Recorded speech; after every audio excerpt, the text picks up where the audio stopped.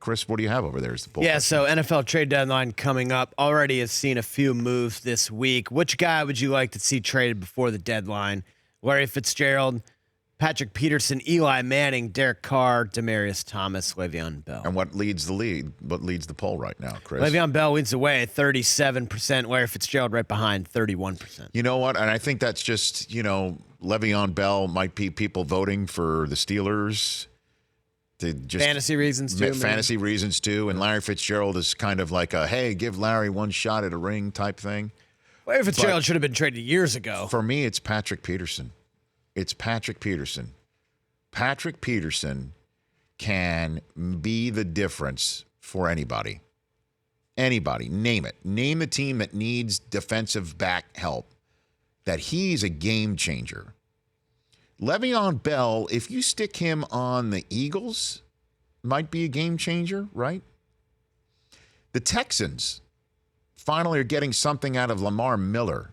Just last week, he finally busted out, and against Jacksonville, too. I'm just going through my head right now is who could Le'Veon Bell turn into a Super Bowl contender and then take them to the next level? Anybody that's active right now. Could the Falcons? The Falcons' defense is the issue. But Devontae Freeman out. What would he mean right there? Patrick Peterson would mean more to Atlanta than Le'Veon Bell. 1,000%. Right. And you look at the Chiefs. I mean, I can't stress it anymore. I said it in a 4-down segment 2 weeks ago. I mean, Patrick Peterson on the Chiefs. If Peterson is that shutdown corner that everybody believes he still is, including me. So I'm basically saying this out there to any of the haters, or if there's anybody out there that thinks he wouldn't make a difference. A guy who takes your number one, removes him from the equation more often than not, or just takes a third of the field away. What would that do for the Chiefs? If that removes anywhere between, on average, 4.5 to 7 points from your total with their offense, what would that mean? It makes them the Super Bowl favorite. I think it makes them. I still say the Rams are the best team in this league. Can't wait for that Monday night game in Mexico City in Week 11. But I still think the Rams are the best team in this league, and I think it gives them a chance against the Rams. I think it gives them a great chance against the Rams, and it improves their defense greatly. And we're all assuming Eric Berry's coming back this season. Steelers. What if the Steelers get Patrick Peterson?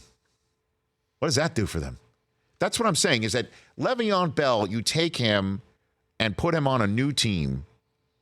Where would you put him there? He's the difference maker and Green Bay's never doing it, so I'm not even throwing it out there. Panthers aren't going to do it, and because the Steelers would want to trade him out of the conference. Philadelphia is the one that makes the most sense. Him and that offense, I think, could be a huge difference maker and take the Eagles back into the contention that we're all expecting. That's Le'Veon. But Patrick Peterson, you put him anywhere that I've just mentioned. New England. Put him in New England. What if Patrick Peterson shows up for New England?